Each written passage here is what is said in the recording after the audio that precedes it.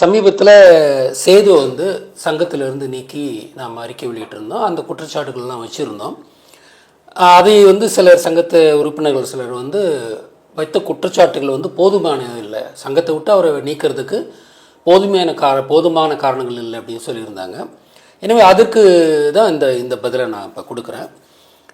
முதல்ல தெலுங்கர்களுக்கு திராவிட இயக்கம் இருக்கிறது, ஆரியர்களுக்கு பல இயக்கங்கள் இருக்கின்றன.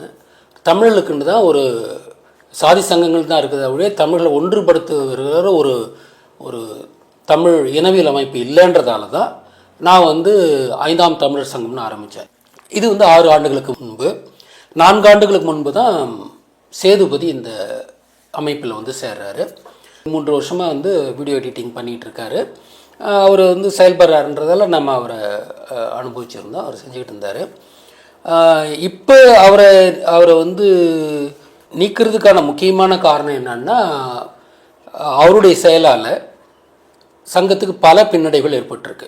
ஒன்று, அவர் தான் வந்து ராமர் உருவப்படத்தை இருக்கணுன்றதுக்கு மூல காரணமாக இருந்தவர். அதனால் வந்து சங்க தம்பிகள்லாம் ஜெயிலுக்கு போக வேண்டிய இது நிர்பந்தம் ஏற்பட்டது.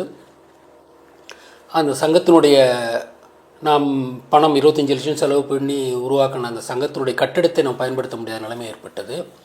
அப்புறம் அவருடைய தொடர்ந்து செயல்பாடுகளால் வந்து அந்த இன்ஸ்டாகிராம், ஃபேஸ்புக்குன்னு எல்லாமே வந்து இன்றைக்கி முடக்கப்பட்டிருக்கிறது. இதற்கு எல்லாத்துக்கும் காரணமாக இருந்தவர் இந்த ஒற்றை நபர் தான். அதனால் அது ஒரு நடவடிக்கை உரிய ஒரு செயல் தான். ஏதாவது வந்து எதுவும் வந்து நம்ம தவறாக நடைபெற்று இருந்த மாதிரி சொல்லியிருக்காங்கன்றது வந்து அது சரியான வாதம் அல்ல. அவர் இந்த மாதிரி தவறு செஞ்சுருக்கிறார். இதுக்கு மேலே என்னன்னு பார்த்தீங்கன்னா, கூகுள் மீட்டில்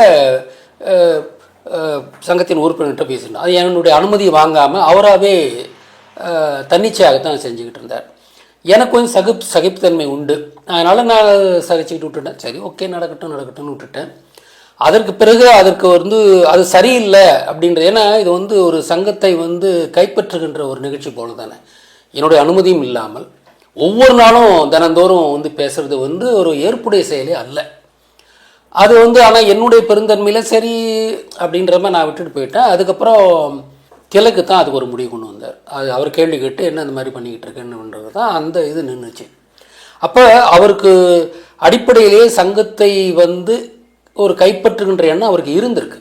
அதுதான். ஏன்னா இது எப்படி நீங்கள் வச்சு பார்க்கணுன்னா, சமீபத்தில் குன்றத்தூரில் ஒரு மீட்டிங் போட்டோம். அதில் அதுக்கு பதாகை அடிச்சிருந்தாங்க.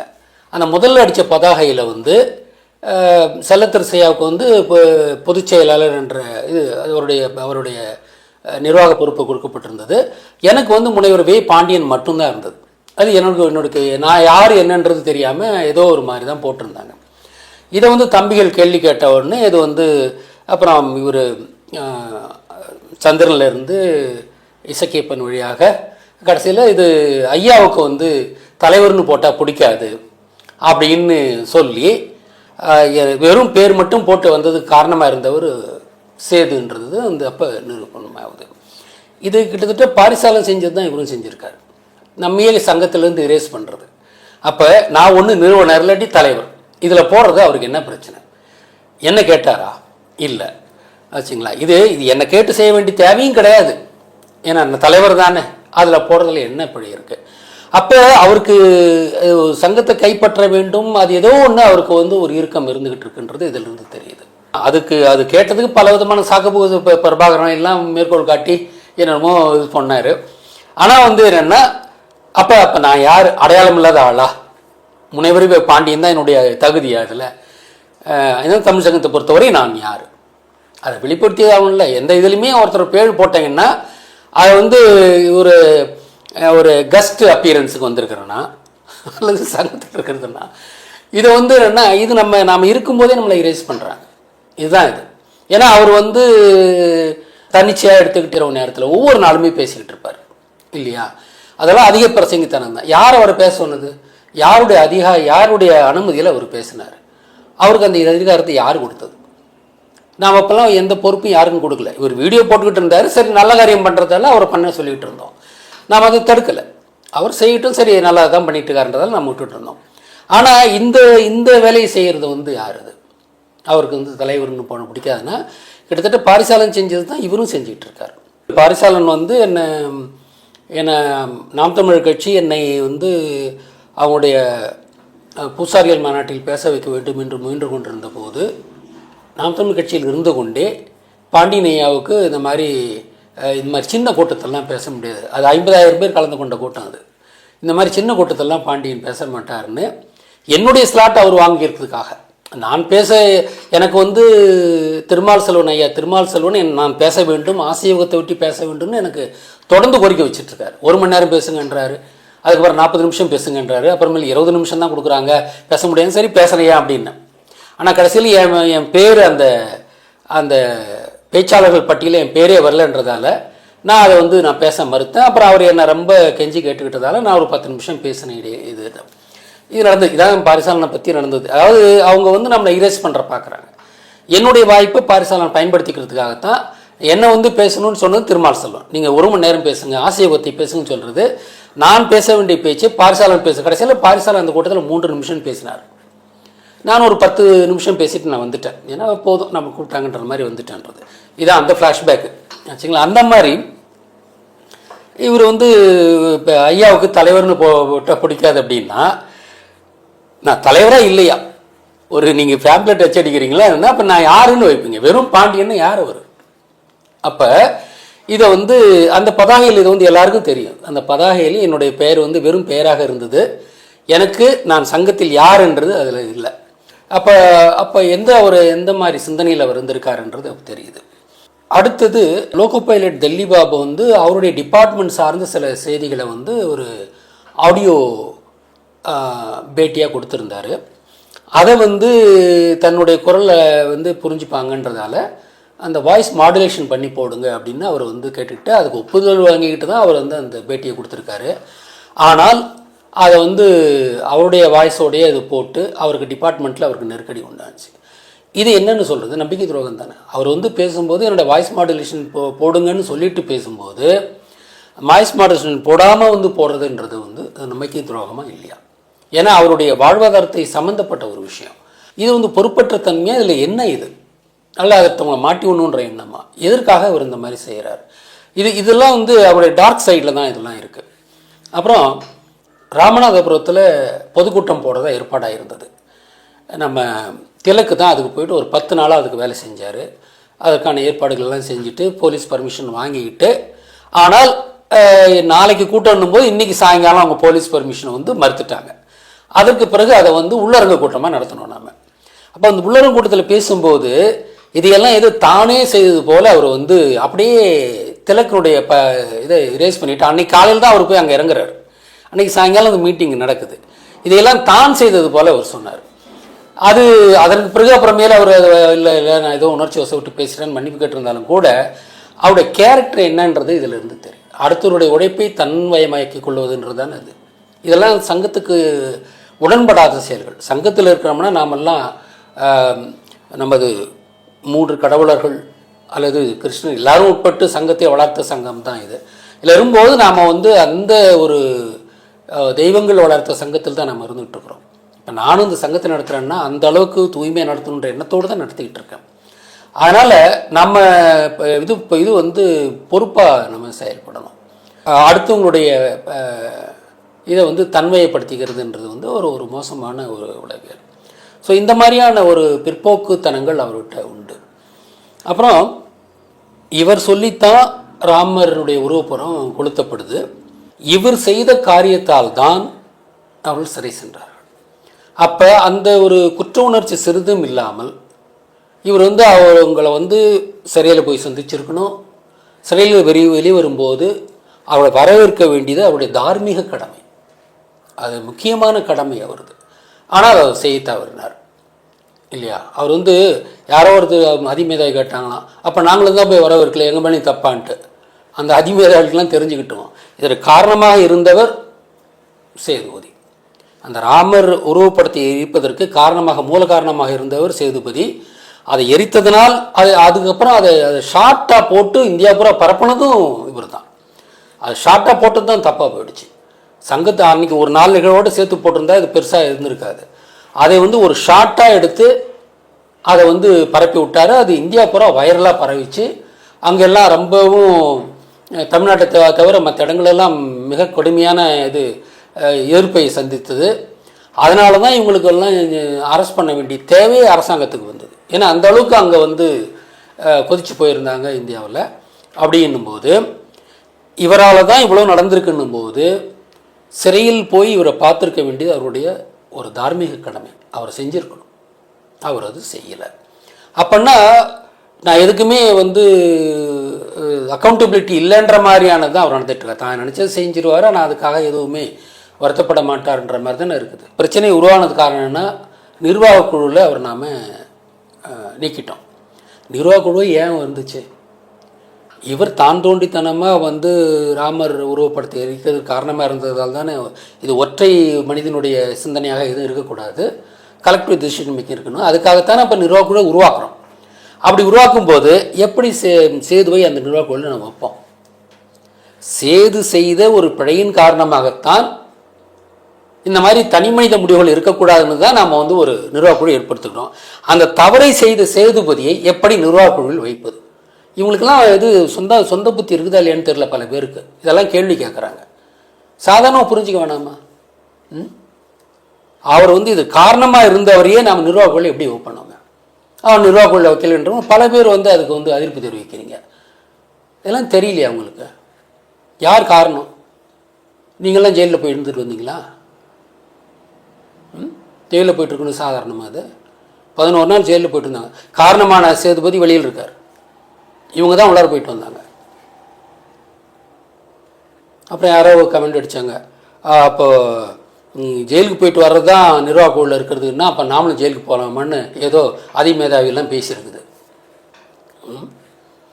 இது எதேச்சே நடந்த விஷயம். பாதிக்கப்பட்டவங்களுக்கு ஒரு மரியாதையும் கொடுக்குறோம். இன்னொன்று, அவங்களும் செயல்பாட்டாளர்களாக இருக்கிறாங்க. ஏதோ ஒன்று XYZ நம்ம வந்து நம்ம நிர்வாக குழுவில் வைக்கல. அவங்க பணியாளர்கள் இருக்கிறாங்க. நிர்வாகத்தை பற்றி விஷயங்கள் அவங்களுக்கு தெரியுன்றதால தான் அவங்கள வச்சுருக்கணும். உடனே இதுக்கு வந்து ஏதோ ஒரு அதிகமாக பேசுது அப்படின்னா ஜெயிலுக்கு போயிட்டு வரது தான் தகுதினா அப்போ எல்லோரும் ஜெயிலுக்கு போயிட்டு வரலாம் அப்படின்ற மாதிரினா இது எந்த மாதிரியான மனநிலை இது? அதுதான். இன்னொன்று பார்த்தீங்கன்னா அவருடைய குணாதிசயங்களை நம்ம பார்க்குறோம். அதாவது இவர் மாதம் 20,000 சம்பளம் வாங்குறார். நீங்கள் கடமை செய்துவிட்டு உரிமையை பெற வேண்டும் இல்லை, இதுதானே இது. அப்போ சங்கம்னு என்ன எப்படி தானே இயங்கிடுமா? உங்களுக்கு எப்படி சம்பளம் வருது? எல்லாரும் சந்தா கொடுக்குறதால தான் உங்களுக்கு சம்பளம் வருது.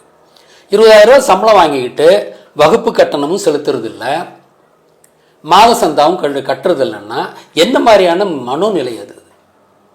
உங்களுக்கு மட்டும்தான் பணம் பெருசா, மற்றவங்களுக்கு இல்லையா? சங்கத்துக்கு எங்கேருந்து பணம் வரும்? சந்தா செலுத்தினா தானே சங்கம் உங்களுக்கு சம்பளம் கொடுக்குறது. அதுலேருந்து தான் கொடுத்துக்கிட்டு இருந்தோம். அது பண்ணால் இப்பயும் கொடுத்துக்கிட்டு இருக்கிறது. அப்போ உங்களுடைய கைங்கரியம் என்ன? சம்பளம் 20,000 சம்பளம் வாங்கிக்கிறீங்க, அதுக்கு வந்து சங்கத்துக்கான சந்தாவும் கொடுக்கறது இல்லை, வகுப்பான கட்டணம் இருக்கு இல்லையா, வகுப்பு நடக்கும்போது எல்லோரும் 300 400 கொடுக்க சொல்லியிருந்திருப்போம், அந்த பட்டம் கொடுக்கறது இல்லைன்னா அப்போ உங்களுடைய தன்மை என்ன? இதுதான் உங்களை பற்றி பேசுகிறதே. இது நீங்கள் யாருன்றது இந்த மாதிரி ஆக்டிவிட்டியால் தான் அது வந்து நமக்கு தெரிய வருது. ஆச்சுங்களா? அதை நான் சொன்னேன்ல, இரவு நேரத்தில் எல்லாரையும் கூப்பிட்டு பேசிக்கிட்டு இருக்கிறது. யார் அந்த உரிமை உங்களுக்கு கொடுத்தாங்க? அப்போ இது வந்து டேக் ஓவர் பண்ணுற மாதிரி தானே, சங்கத்தை டேக் ஓவர் பண்ணுற மாதிரி தானே. யார் அந்த உரிமை உங்களுக்கு கொடுத்தது? ஏன் நீங்கள் பேசுகிறீங்க? நீங்கள் டேக் ஓவர் பண்ணுற மாதிரி தானேங்க இது. எல்லாத்துக்கிட்டையும் நீங்கள் தனிப்பட்ட முறையில் யாரையும் கூப்பிட்டு வச்சுக்கிட்டு நீங்கள் வந்து கூகுள் மீட்டு போகிறதுக்கு என்கிட்ட பர்மிஷன் வாங்கலை. ஏதோ எனக்கு வந்து என்னென்னா, நான் வந்து சகிப்புத்தன்மை எனக்கு இருக்குது, ஆனால் இதெல்லாம் எந்த நிர்வாகத்திலும் இதை அனுமதிக்க மாட்டாங்க. அப்போ அதனால தான் இப்போ இதை வச்சுட்டு பார்க்கும்போது தான் தலைவர்ன்ற போட்டால் ஐயாவுக்கு பிடிக்காதுன்றதுன்னா, அப்போ நீ வந்து என்னோட போட்டி போட்டுருக்கியா தலைமை பதவிக்கு? நான் சங்கத்தின் தலைவராக இல்லையா? இதுக்கு மேலே என்னன்னு பார்த்தீங்கன்னா, இது தம்பிகள்லாம் சிறையில் இருந்தபோது எல்லாருக்கும் மாத சம்பளம் போடணுன்றதுக்காக அந்த என்னுடைய செல்ஃபோனை வந்து அந்த சிம் கார்டை கழட்டி வச்சுருந்தோம். ஏன்னா ட்ரேஸ் பண்ணக்கூடாதுன்றதுக்காக அந்த சிம் கார்டை திருப்பி போட்டு கொஞ்ச நேரத்தில் அந்த சங்கத்தினுடைய பணத்தை வேறொரு பேருக்கு மாற்றிக்கிட்டு அதுலேருந்து அவங்க சம்பளம் போட தான் இருந்தது. இப்போ சம்பளம் கொஞ்சம் போடாமல் கூட கடந்து போயிருக்கலாம், இன்னொரு மாதம் என்ன யாராவது இது பண்ணிகிட்டு இருக்கலாம். ஆனால் அப்போ அவர் வந்து சம்பளம் போட்டுக்கிறதுக்காக இது பண்ணி அதை வந்து தான் செய்யாமல் அவருடைய அக்கௌண்ட்டுக்கு மாற்றிக்கிட்டு செஞ்சுருந்துருக்கலாம். ஆனால் அது இல்லாமல் இவங்க கவியோட அக்கௌண்ட்டில் மாற்றி தான் அந்த சம்பளத்தெல்லாம் போட்டுருக்கிறீங்க இல்லையா? அதுக்கு ஏற்பாடு செஞ்சவர் இவர். அப்போ எதுலேயுமே தனக்கு வந்து ஒரு எந்த பாதிப்பும் வந்துடக்கூடாது, ஆனால் அதில் வர்ற பலனெல்லாம் தனக்கு வரணும்னா அது எந்த மாதிரியான ஒரு மனநிலை அது? அவரே வந்து அவருடைய அக்கௌண்ட்டுக்கு மாற்றிக்கிட்டு அவர் சம்பளம் போட்டிருந்துருக்கலாம். அதை வந்து ஏன் அடுத்தவங்க மூலமாக செஞ்சுக்கிறாரு? அதுவும் அப்போ சமயத்தில் பார்த்தீங்கன்னா 10,000 ரூபா ஒரு பழைய பாக்கி ஒன்று இருந்தது, சேர்த்தும் போட்டுக்கிட்டார். இப்போ நம்ம நம்ம மேலே போலீஸ் ஆக்ஷன் இருக்குது, இதுக்கு நிறைய வக்கீல் செலவுகள்லாம் நிறையா இருக்குன்னும் போது சரி இந்த மாதம் சம்பளத்தை மட்டும் எடுத்துப்போம், அந்த பழைய காசை விட்டு வைக்கணும் வச்சுருந்துருக்கலாம். ஏன்னா அப்போ அவ்வளோ செலவு இருக்கு இல்லையா? இன்னமும் நம்ம அந்த கடன் இன்னும் அடைக்கலை. இப்போ அதோ வந்து நம்ம ஐயா ஸ்ரீதர் ஒரு 1,00,000 ரூபா கொடுத்தாரு, அதனால் நம்ம வந்து நமக்கு அந்த சமயத்தில் உதவி செய்த சம்பத்துகளுக்கு 1,55,000 ரூபா போட்டிருக்காரு போல் இருக்குது. 1,00,000 இப்போ நம்ம கொடுத்துருக்கோம். அதுவும் ஸ்ரீதர் ஐயா கொடுத்த அந்த பணம் பெருந்தொகையாக 1,00,000 கொடுத்தாலும் அவர் நம்ம அடைச்சிருக்கோம்னா 55,000 ரூபா நம்ம சம்பத்தை கொடுக்க வேண்டியிருக்கு. இப்படிலாம் இருக்கும்போது ஏன் ஒரு 10,000 விட்டு கொடுக்க முடியாது அவங்களால?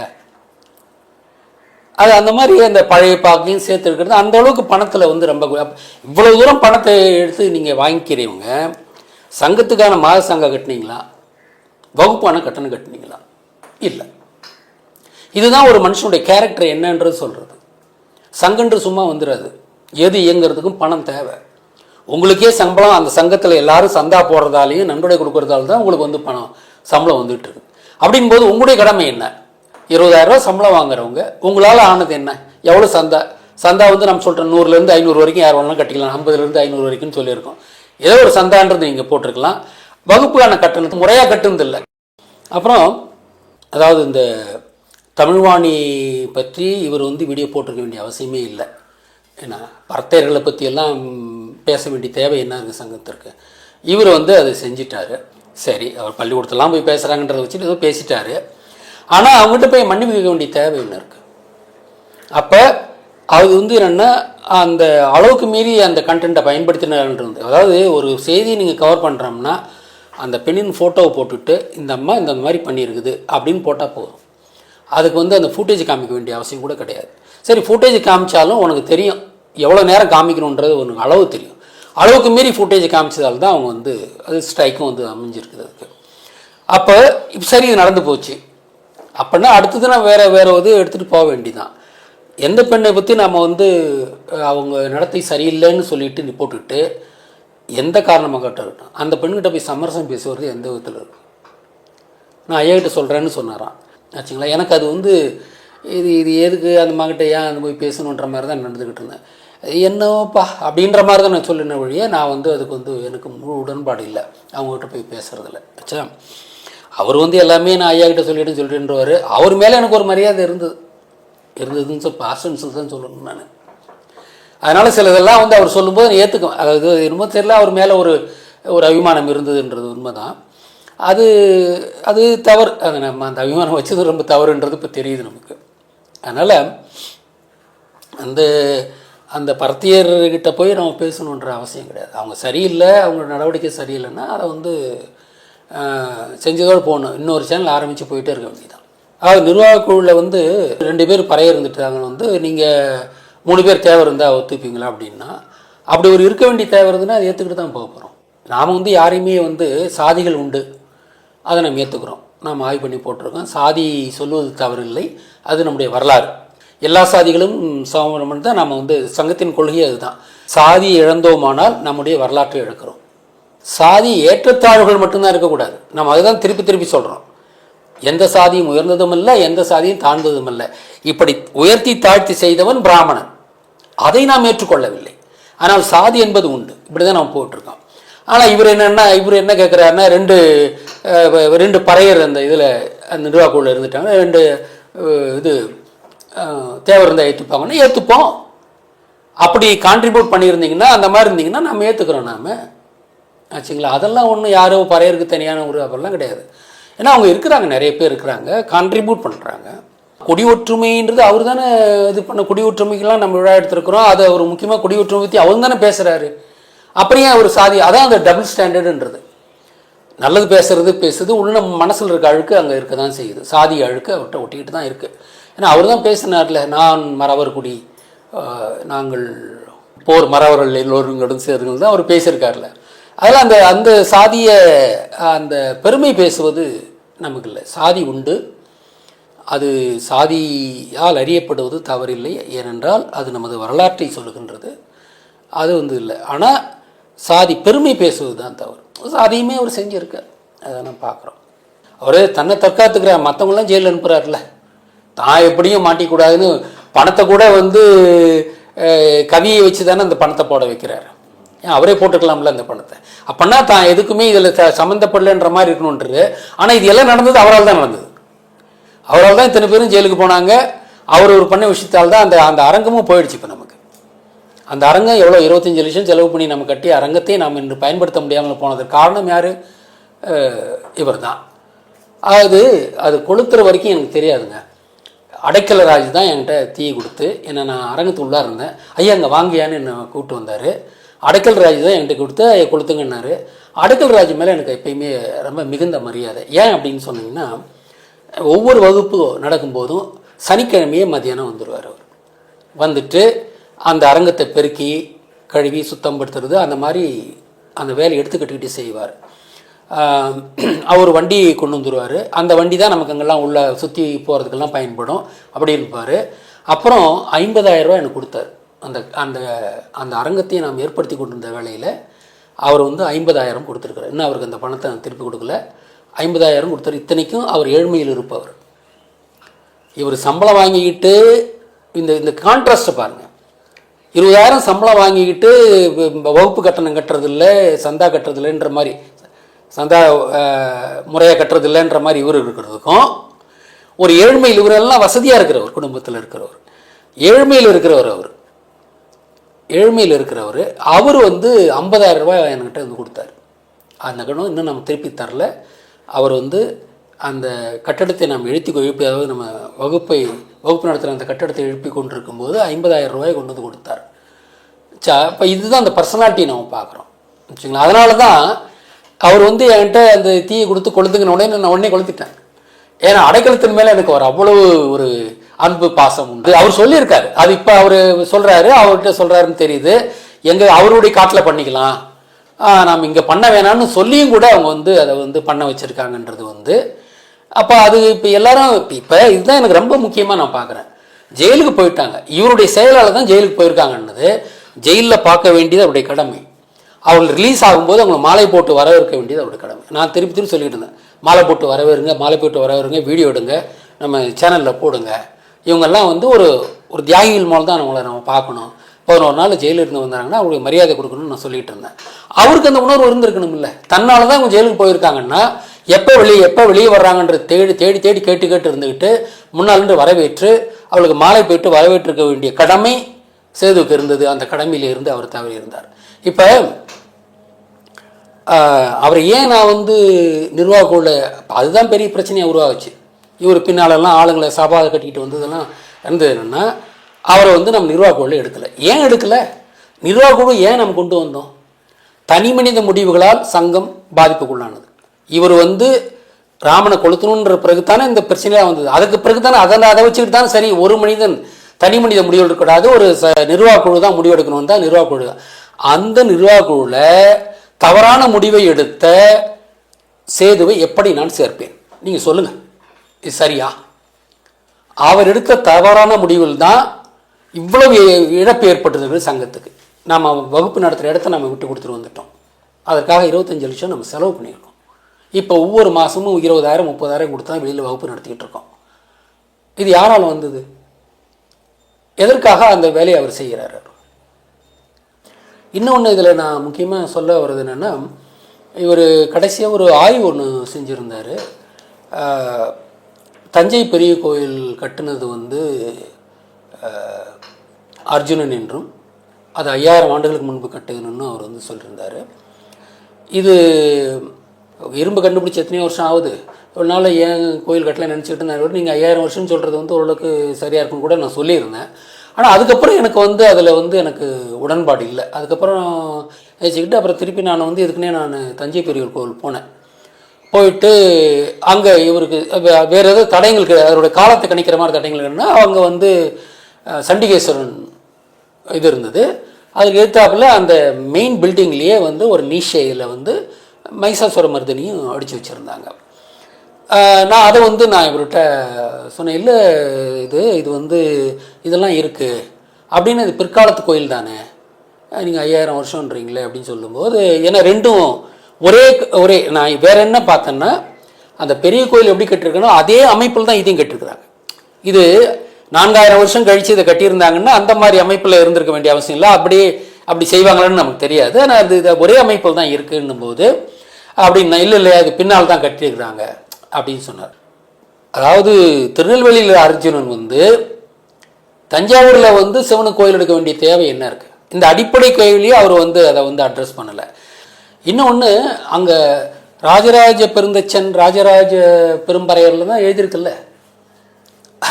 இதில் இருக்கிற இம்ப்ளிசிட் இன்னொன்று இது பார்த்தீங்கன்னா, ஜா என்ற எழுத்து 5000 ஆண்டுகளுக்கு முன்பு கிடையாது. வடமொழி எழுத்து என்பது 5000 ஆண்டுகளுக்கு முன்பு கிடையாது. பிராமணர்கள் மூலமாக வந்தது தான் ராஜராஜன் அப்படின்றது. நமக்கு அரசன் தான், அரசன் என்பது ராசன் ஆகிறது, ராசன் ராஜாவாகிறது. அப்படி தான் இதுவே என்னென்னா, இது 5000 ஆண்டுகள் கிடையாது. ஏன்னா வடமொழி எழுத்து எப்போ? வடமொழி எழுத்து ஒரு 2000 ஆண்டுகள் உட்பட்டது தான். அதனால் என்று அதுவுமே அந்த ராஜராஜன் என்ற பெயரே வந்து அதை டிஸ்ப்ரூவ் பண்ணுற மாதிரி இருக்குது. 5000 ஆண்டுகள் இது கிடையாது, இது 1000 ஆண்டுகளுக்கு முன்பு கட்டப்பட்டதாகத்தான் தெரிகிறது. ஸோ அதனால் ஆய்வுன்றது வந்து பார்த்திங்கன்னா சப்ஜெக்டிவ் வரக்கூடாதுன்னு சொல்கிறேன் நான். அது வந்து முழுக்க நம்மை வேறுபடுத்தி கொண்டு இருக்கணும். அதாவது ஆய்வு என்பது புதிதாக ஒன்று சொல்லிட்டோம் அப்படின்ற ஒரு பெருமையை தேடுறதுக்காக ஆய்வுலாம் இருக்கக்கூடாது. ஆய்வுக்காக மட்டும்தான். ஏன்னா அப்படி இல்லாட்டி போனால் இது வரலாறை நாம் எழுதுகிறோம். அப்போ வந்து 1000 ஆண்டுகளுக்கு முன்னர் கட்டப்பட்ட கோயில் 5000 ஆண்டுகள் சொன்னீங்கன்னா அதில் பெரிய வரலாற்று பிழையை ஏற்படுத்திக்கிட்டு இருக்கிறோம் நாம். அது பல கேள்விகளுக்கு காரணமாயிடும். அதனால் இது வந்து அவர் என்கிட்டலாம் வந்து டிஸ்கஸ் பண்ணலை, அவரை தான் இது போட்டுட்டார். அதுக்கப்புறம் நான் வந்து இவர் போட்டது முன்னே எதுக்கு அந்த கோயிலை பார்த்துட்டு வரணும்னு போகும்போது தான் அப்புறம் நான் திருப்பி சொன்னேன், இந்த மாதிரி எனக்கு ஏற்கனவே தெரியும் அங்கே சண்டிகாசன் இருக்குது இப்படிலாம் இருக்குதுப்பா அப்படின்னு சொன்னேன். இல்லையா அதெல்லாம் பிற்காலத்தில் கட்டியிருப்பாங்க அப்படின்னு மறித்து பேசுகிறார ஒழிய அது வந்து ஏன்னா ஒரு வரலாற்று. ஆனால் இப்போ நான் சொல்கிறேன், அந்த கோயிலே இருக்குது. அந்த கோயில் 3600 ஆண்டுகளுக்கு முன்பு கட்டப்பட்டதல்ல என்பதற்கு அந்த கோயிலில் விநாயகர் சிலையை ஒரு நீஷை உள்ள வச்சுருப்பாங்க. விநாயகர் 3600 ஆண்டுகளுக்கு முன்பு தான். எனக்கு விஷ்ணுவோட காலம் 3800 ஆண்டுகள்னு சொல்லியிருக்கோம். இது புதுக்கோட்டை பிள்ளையார்பட்டி விநாயகர் கோயில் வந்து 3600 ஆண்டுகளுக்கு முன்பு செய்யப்பட்டது. அது வந்து நகரத்தார்கள் மூலமாக செய்யப்பட்டது. அது நகரத்தாரையும் ஆசீர்வாதத்தையும் வைத்து செய்யப்பட்ட கோயில் தான் சொல்லியிருக்கேன். அப்போ அந்த யானை தலை கொண்ட மனித உருவம் அங்கே இருக்குன்றது எதை குறிக்கிறது? அது 3600 வருஷத்துக்கு உட்பட்டு தான் அந்த கோயில் கட்டப்பட்டிருக்கின்றது. அது வந்து எல்லையை வச்சிட்டோம். அதுக்கப்புறம் இங்கே வந்து பார்த்திங்கன்னா 1800 வருடங்களுக்கு, அதாவது சண்டிகேஸ்வரன் இருப்பதனால் மைசாசுர மர்தினி அந்த மெயின் பில்டிங்லேயே இருக்கிறதுனாலையும் இந்த கோயில் கட்டுறதுக்கு வந்து லோயர் லிமிட் அப்படின்னு சொன்னீங்கன்னா 1800 வருஷத்துக்கு முன்பாக இருந்திருக்க முடியாது. ஏன்னா அதில் இப்போ சண்டிகேஸ்வரர் இருக்கான். அப்போ இது வந்து 1000 வருஷன்றது பொருந்துவாது. இதுதான் ஏஎஸ்ஐ சொல்லுது. அதுதான் மற்றபடி இந்த ராஜாக்களின் காலத்தையும் அது குறிக்கிறதுன்றதால இதுதான் சரியாக இருக்கும். ஏன்னா அவர் வந்து ஒரு வரலாற்று பிழை ஏற்படுத்தி இருந்தார். அதை வந்து திருத்த வேண்டியது இந்த நேரத்தில் நான் திருத்திக்கிறேன். ஏன்னா நான் முன்ன அவர்கிட்ட எனக்கு வந்து நம்ம அவரை வந்து குறுக்கிறதுக்கு வந்து அவர் தவறாக அடிச்சுக்கிறான்றதால நான் வந்து சொன்னேன், இல்லைங்கப்பா இதெல்லாம் இருக்குது அப்படின்னா அவர் இல்லைங்க அதெல்லாம் பின்னால் கட்டியிருப்பாங்கன்னு வந்து உடச்சி பேசிட்டார். அதனால் வந்து இல்லைன்னு அவரை வந்து எனக்கு ஒரு தர்ம சங்கடமாக இருந்தது. அதனால் நான் விழுங்கி கொண்டு தான் இருந்தேன். அதனால் அதை வந்து இப்போ வந்து அது 5000 ஆண்டுகளுக்கு முன்னால் கட்டினா பல விஷயங்கள் மாற்ற வேண்டியிருக்கும்.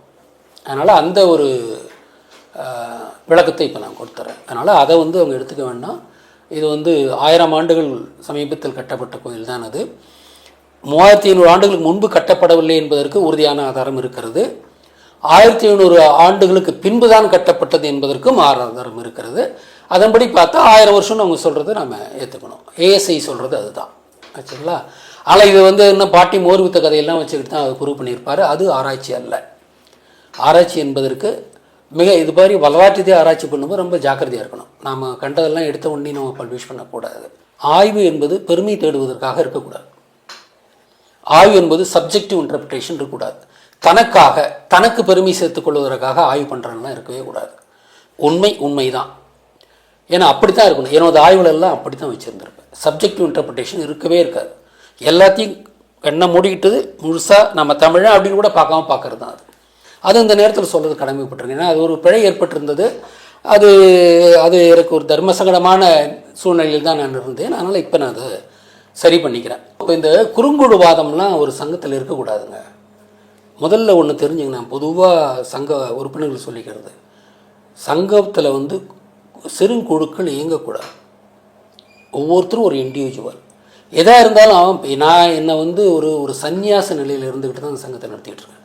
எனக்கு இவங்களை பிடிக்கும் இவங்களை பிடிக்காதெல்லாம் கிடையாது. எல்லாரையும் சம அளவில் நான் அன்பாடு நேசிக்கிறேன். தவறு செய்வர்களும் நம்ம தண்டிக்கிறோம், அது வேறு விஷயம். மற்றபடி எனக்கு யார் மேலேயும் ப்ரிஃபரன்ஸ் கிடையாது. என் கூடயே இருக்கிறவங்க தூரம் இருக்கவங்க எதுவுமே எனக்கு கிடையாது. எல்லாரையும் ஒரே மாதிரி தான் பார்க்குறேன்.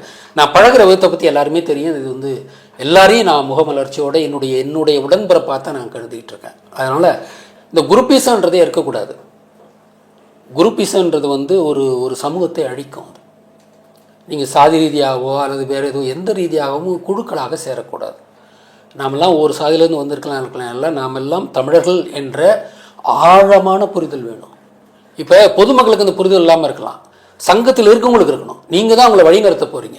நீங்கள் தான் நாளைக்கு தேர்தலில் நின்று ஜெயிச்சு போக போகிறீங்க. நீங்கள் அப்போ உங்களுக்கு அந்த புரிதல் மிக அருமையாக இருக்கணும். ஏன்னா இப்போ சமீபத்தில் என்ன சொன்னாங்க, 2 பேர் பறைய இருக்காங்கன்றதால் 2 பேர் தேவர் இருந்தால் ஏற்றுக்குப்பாங்களான்னு அவங்க கேட்டிருக்கிறாங்க. இதெல்லாம் தவறான கேள்விகள். இந்த மாதிரி ஏன்னா ஒவ்வொருத்தர் இருக்கிறாங்கன்னா அவங்களுடைய பங்களிப்பை வச்சுக்கிட்டு அவங்க இருக்கிறாங்க, அவங்க கான்ட்ரிபியூட் பண்ணுறாங்க. நீங்கள் தேவையில் 2 பேர் இருந்து நான் வேணான்னு ஒதுக்கணுமா? அப்படிலாம் இல்லையே. இத்தனைக்கும் நான் முதல் பட்டியல் போடும்போது செல்லத்தரசியாக இருந்தார், சம்பத்தியவர்கள்லாம் இருந்தாங்க. அப்போது செல்லத்தரசியாக அதுக்கு ஏற்புடையதில்லைன்னுட்டார்.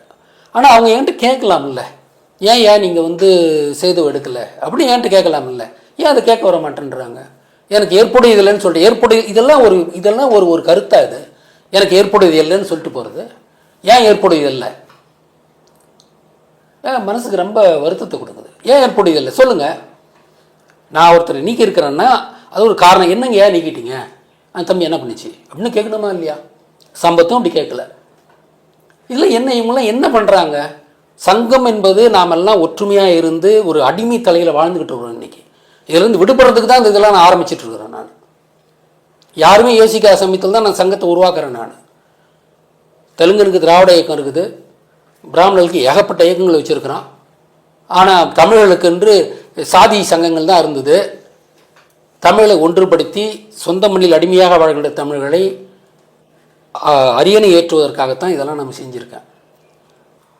அதனால் இந்த குறுங்குழுவாதம், சாதி ரீதியாக பார்க்கறது, 2 பேர் 2 மரம் இருந்தால் ஒத்துப்பேன், நீங்கள் கான்ட்ரிபியூட் பண்ணுங்க இருங்க ஒத்துக்கலாம், அந்த மாதிரி செஞ்சலாம். இல்லை, நான் முன்ன வந்து முதல் குழு அமைச்ச போது இவர் செல்லத்தரசி இருந்தார்.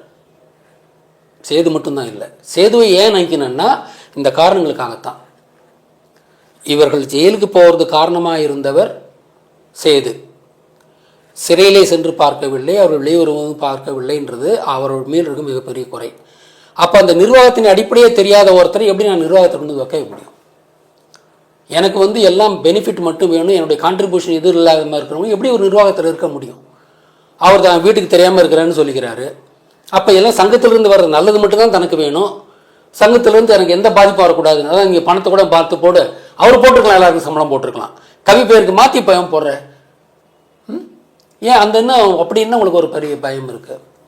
ஆனால் உங்களுக்கு சங்கத்தில் முதன்மை வேணும், நான் வந்து நிர்வாகக்குழுவில் போடலன்னா உடனே உங்களுக்கு வந்து ஆளெல்லாம் கூட்டிக்கிட்டு வரீங்க. நீங்கள் ஏன் நான் வந்து அதான் நான் திருப்பி சொல்கிறேன்னா, எனக்கு எந்த ஃபேவரட்டிசம்லாம் எனக்கு யாரும் கிடையாது. எனக்கு எல்லாரும் ஒன்று தான். இன்னொன்று, சிவன், முருகன், திருமால் 3 தமிழ்ச்சங்களை நடத்தினாங்க. அதுக்கப்புறம் பாண்டித்துறை தேவர் 4ஆம் தமிழ்ச்சங்கம் தான். நான் இந்த சங்கத்தை ஆரம்பிக்கும் போது நான் அந்த கடவுளரை நினைத்து தான் நான் ஆரம்பிச்சிருக்கேன். எனக்கு வந்து எனக்கு இவங்கள் பிடிக்காதுன்ற எண்ணமே கிடையாது. எல்லோரையும் சம அளவில் தான் நான் பார்க்குறேன். அப்படித்தான் ஆச்சுங்களா. இப்போ இருக்கிறது நாம் வந்து இங்கே இருக்கிறவங்களை அருகில் இருக்கிற வச்சுக்கிட்டு தான் அந்த சங்கத்தை அனுப்பணும். ஏன்னா இவங்கெல்லாம் நிர்வாகம் இருந்து இல்லாமல் இருப்பாங்க. இல்லாட்டி போனால் தம்பு தூரத்தில் வந்துட்டு இருக்குன்றதால தான் நம்ம ஓரளவுக்கு இந்த மாதிரி ரொம்ப தொடர்பு இருக்கிறவங்க, ரொம்ப இது இருக்கிறவங்க மட்டும்தான் அந்த சங்கத்தில் போட்டனே ஒழிய, மற்றபடி என்ன ஏதோ ஒரு 5 பேர் இருக்கணும். ஏன்னா ஒருத்தர் டிசிஷனாக இருக்கக்கூடாது.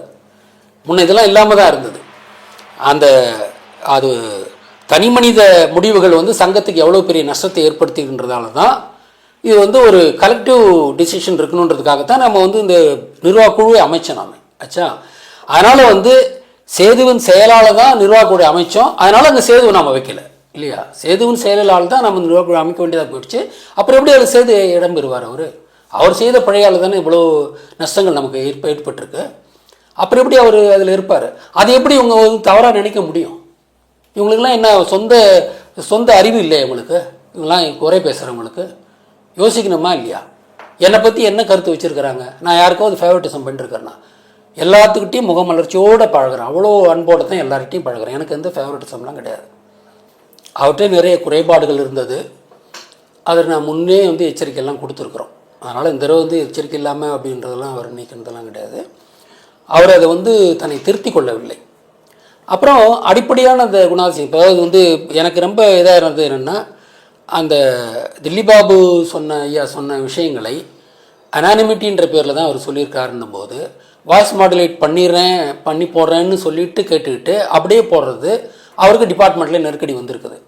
அப்போ ஒரு ஒரு ஒரு ஒரு மத்திய அரசு துறையில் வேலை செய்கிறவருக்கு நெருக்கடி வராமல் பார்த்துக்கிறது நமக்கு அது ஒரு கடமை இல்லையா நமக்கு? அப்போ அது வந்து ஒரு ஒரு ஒரு நம்பிக்கை துரோகம் தானே அது. நான் வந்து உங்கள் வாய்ஸ் மாடுலேட் பண்ணி போட்டுக்கிறேன், நீங்கள் இன்னும் தெரியாத மாதிரி பார்த்துக்கிறேன்னு சொல்லிவிட்டு அதை பண்ணாமல் பண்ணுறது நம்பிக்கை துரோகம் தானே. இந்த நம்பிக்கை துரோகம் எந்த இடத்துல வேணாலும் வந்து வேலை செய்யும். அதுதான் அது ஒருத்தருடைய கேரக்டர் என்பது அதுதான். அடுத்தது ராமநாதபுரத்தில் இவர் செஞ்ச நம்ம திலக் செஞ்சதெல்லாம் தான் செஞ்சதாக சொல்லிக்கிட்டது வந்து அது ரொம்ப ஒரு ஒரு ஒரு வக்கரமான ஒரு செயல். ஒரு 10 நாளாக போய்ட்டு வேலை செஞ்சுட்டு இருக்கிறாரு. இவர் குரல் எங்கேயுமே எடுபடல. தான் செஞ்சேன்னு அதுக்கு வந்து உரிமை கொண்டாடுறாரு. இது எப்படி இது என்ன மாதிரியான ஒரு மனநிலை அது ஒன்று. அதுக்கப்புறம் அவர் வந்து அதுக்கு வந்து வருத்தம் தெரிவிச்சிருந்தாலும் கூட அடிப்படை உங்களுடைய சிந்தனை எப்படி இருக்குது நம்ம அதுதானே பார்க்கணும். ஒருத்தருடைய கேரக்டர் என்பது நீ அதுக்கப்புறம் நீ வருத்தம் தெரிவிக்கிறன்றதெல்லாம் கிடையாது. அந்த சிந்தனை எப்படி உனக்கு வரும்? அடுத்தவன் எல்லாம் செஞ்சுருப்பான், அதுக்கு நீ வந்து உரிமை கொண்டாடுவன்னா அது சங்கத்துக்கு ஏற்புடைய செயலே அல்ல. நம்மகிட்ட நேர்மை இருக்கணும், அடிப்படை நேர்மை இருக்கணும். அது இல்லாமல் நீங்கள் சங்கத்திலேருந்து என்ன பண்ண போகிறோம்? நாங்கள் நேர்மை இல்லாதவங்க நாளைக்கு வந்து அமைச்சர் ஆனால் என்ன பண்ணுவோம் நாங்கள்? ஆனால் அதனால தான் அது ஒரு முக்கியமாக இதை பார்த்தேன். அப்புறம் இவர் வந்து 2-3 பேனர் பண்ணியிருக்காங்க போல் இருக்கு. ஒன்றுலேயும் வில்லிவாக்கம் தொகுதியின் வேட்பாளர்னு அவங்களே போட்டுக்கிட்டது. அப்புறம் இன்னொரு இடத்துல வேற ஒரு தொகுதி வேட்பாளர்னு சூழிங்கநல்லூர் வேட்பாளர்னு இது வந்து சங்கம் முடிவு பண்ணணும். இப்போ யார் எந்த இடத்துல நின்னா சரியாக இருக்கும் அப்படின்னு வந்து நம்ம சங்கம் இன்னும் முடிவு பண்ணலை. அது அவங்களும் அந்த முடிவை எடுத்துக்கொள்ளக்கூடாது. அவர் வந்து என்ன பார்த்திக்கிட்டாங்கன்னா தன்னை வந்து எல்லாத்துக்கும் அப்பாற்பட்டவரை அவர் பார்க்குறாரு. சங்கம் என்பது வந்து யார் அந்த இடத்துல யார் நிற்க ஏற்கனவே அந்த இடத்துல ஆள் இருக்கிறாங்க, அந்த பகுதியை சேர்ந்த ஆள் இருக்கிறாங்க. அப்படின்னும் போது இன்னொரு இடத்துல இருந்து இங்கே வந்து நீங்களே எப்படி அறிவிச்சுக்க முடியும்? அது சங்கம் முடிவு செய்யாமல் நீங்களே அப்போன்னா அவருக்கு அந்த இதுவே தன்னை வந்து ஒரு அளவுக்கு மேலே அவர் வந்து தன்னை பாவிச்சுக்கிறாரு, தனக்கு அந்த உரிமை இருக்கிறது அப்படின்னு. அது சங்கம் இல்லை.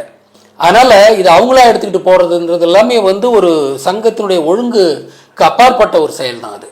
அதெல்லாம் அவர் செஞ்சுருக்கக்கூடாது. அப்போ அவர் என்ன தன்னை வந்து எல்லாத்துக்கும் மேலே அப்படின்ற ஒரு ஒரு அந்த ஒரு கர்வம் அவருக்கு இருந்தது. அந்த கர்வம் எல்லாம் ஆகாது.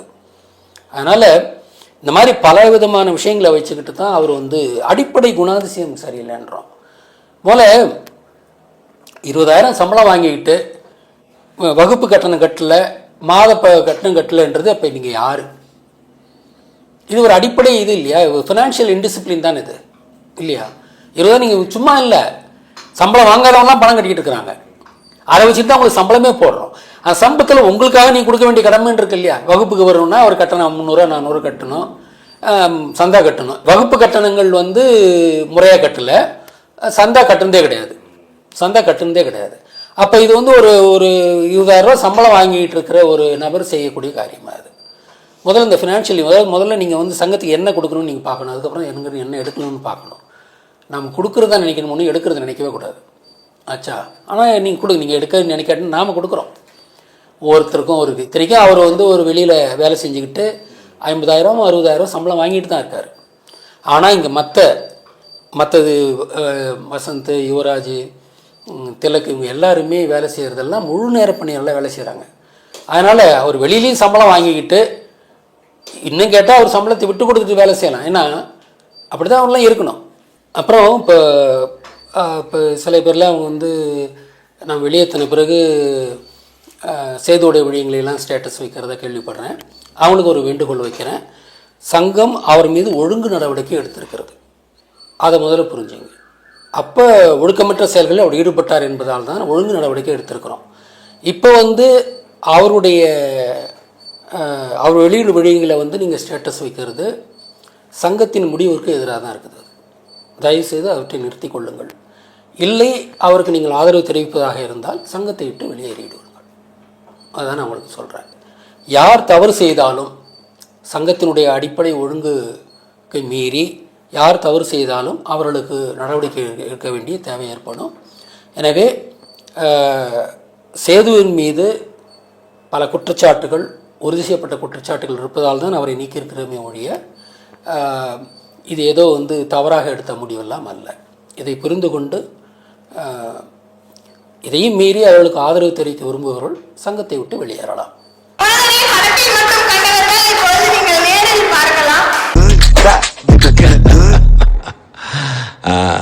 దైవం నిన్ను కొల్లు.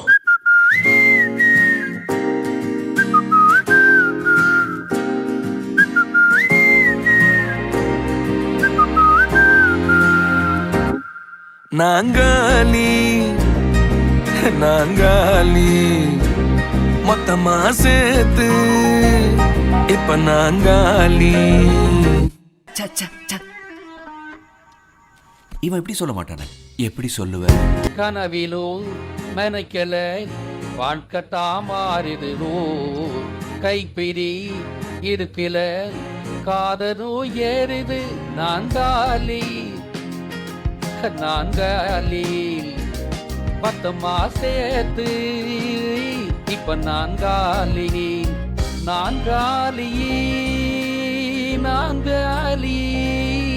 மொத்தமா சேர்த்து.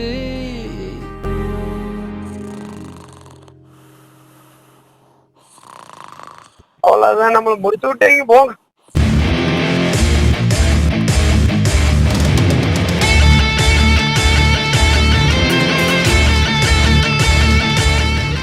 ஊர்ல சக்கர பாட்டியா இருக்கிறவன சனியை பிடிச்ச பாட்டியா மாத்தி ஊர்ல 7 தலைமுறை இருக்கிறவன எங்கிருந்து விரட்ட வேறு பாண்டியோட பேரை வெற்றி வெல்லணும்னா சவால்.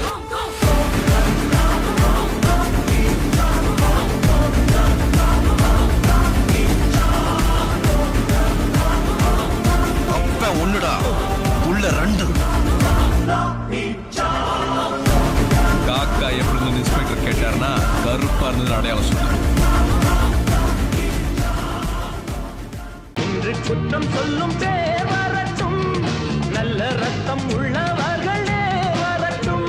உரம் இருந்தால் திறம் இருந்தால் வரம் இருந்தால்.